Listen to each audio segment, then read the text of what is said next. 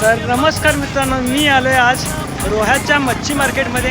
आणि रोह्याच्या मच्छी मार्केटमध्ये मच्छी कोणकोणत्या प्रकारची येते ते आपण दाखवणार आहोत व्हिडिओतर्फे. तर बघूया आज रोह्याचा मच्छी मार्केट.